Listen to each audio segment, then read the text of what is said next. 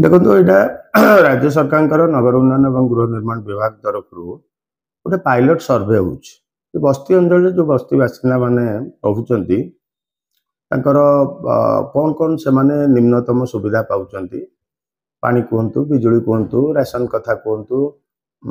आवास योजना रे घर कथा कहतु पट्टा कथा कहतु ये सब जिनस को लेकिन गोटे सर्वे हो परवर्ती समय यहाँ सारा ओडिशा रे होउची परवर्ती समय से सर्वे को बेस करके